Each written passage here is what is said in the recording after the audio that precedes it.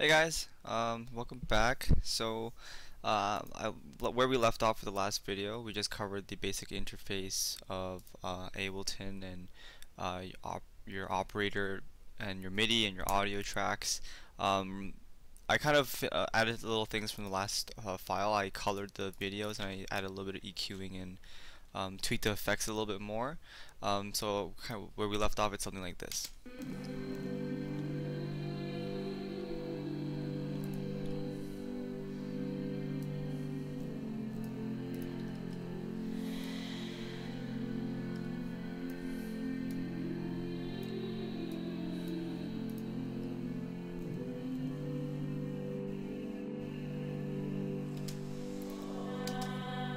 Yeah.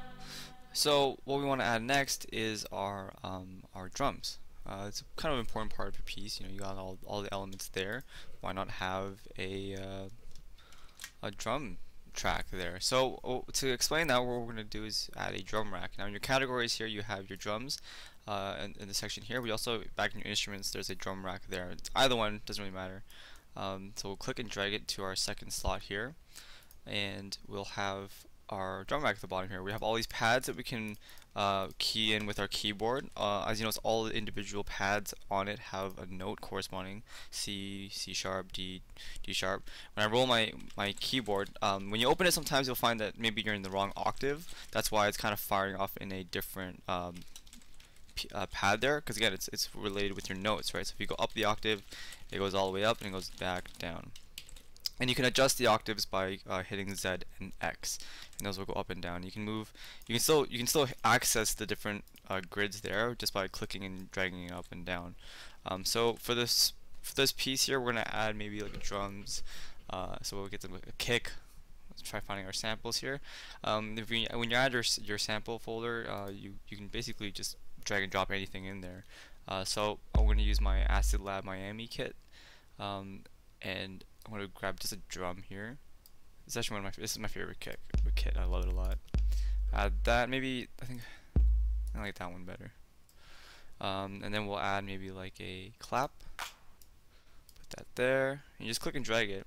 And now, when you drag these instruments, these samples into the drum rack, what opens up is this instrument here. This is actually a sampler. And now drum rack is made up of a bunch of samplers. Whenever you put a sample in, an audio sample, it'll open this up inside there, and you can even add a sampler just on its own as its own instrument. So if you go to your instruments, there's a sampler.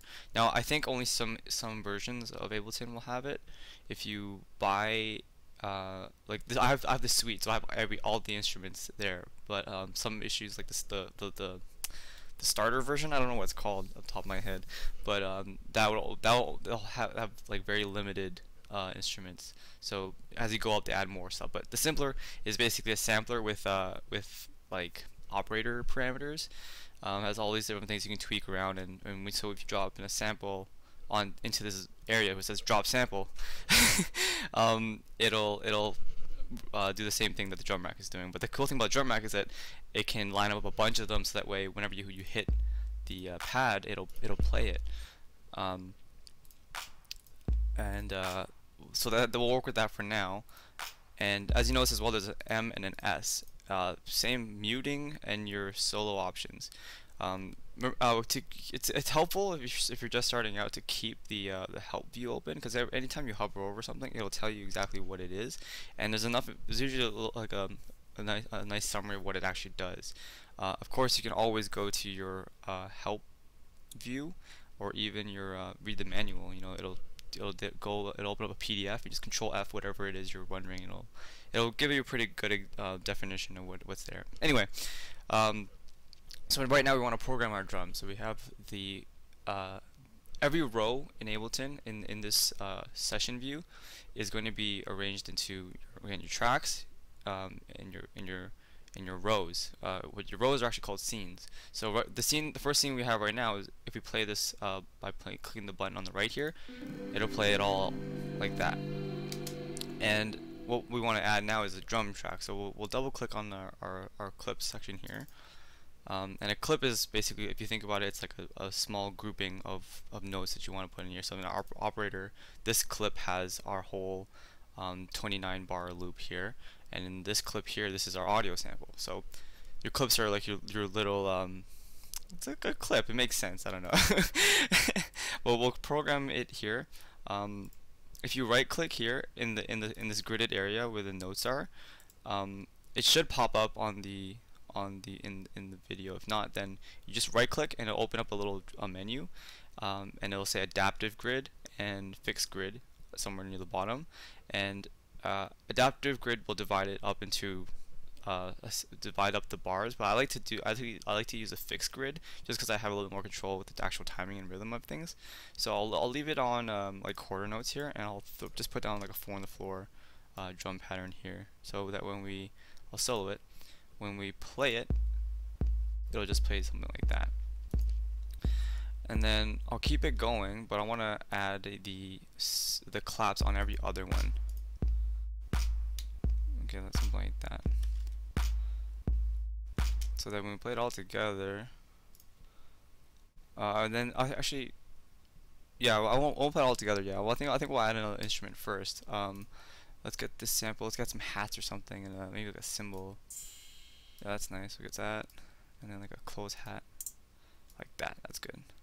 Or we'll get two. Is another one. Yeah, we'll get both of those ones there.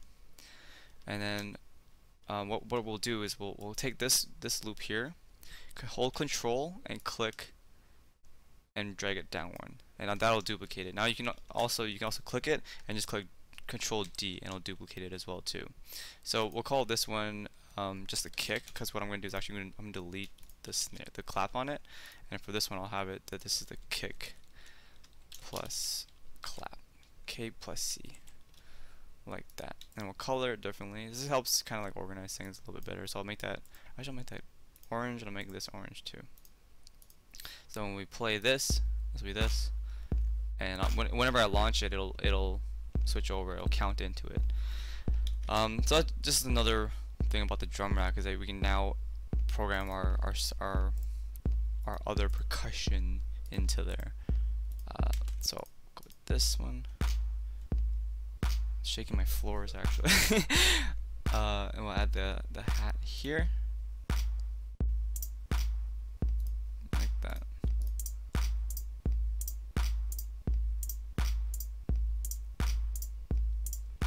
Now you'll notice that the length of this bar is only one bar. You can increase it by going down to the bottom left here,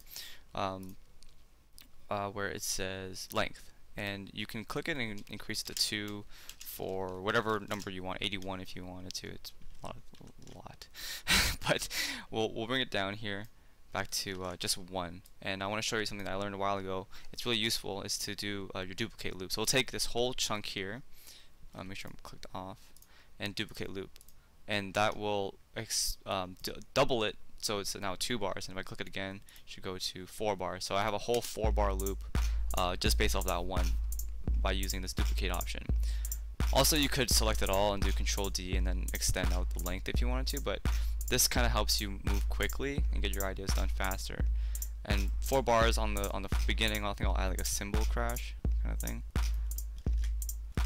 like that, and just drag it out so it does something like that. And then on the 4th bar,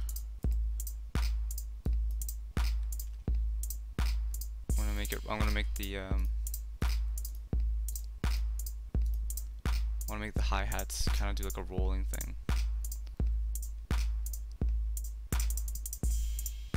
Yeah, that's good. So, well, now to kind of get this to show you a better example of how rows or how these scenes work, at the beginning we'll just have this going, and then on this one we'll launch it all together.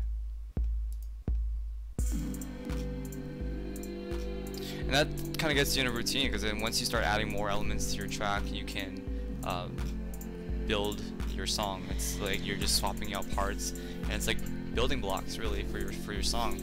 So you kind of can now take that idea, hopefully, and bring it along with more of your songs. This view, the session view, is a great way to kind of like get you in the routine of just understanding your ideas and what you want to do. Take the time to add your elements, and if you don't know what they are, just play with them. I mean, I'm going to get into the other videos, but you really have to put a little bit of time, and you can stick with it, and you can do it. Like, it's hard at first, trust me. Like, this stuff is really complicated, but you just spend the time and you can do it. Anyway, that's all I have for today. I hope you enjoyed the video. I'll try to answer questions if you need them. But this is just a really brief thing. The camera died, so I had to redo it.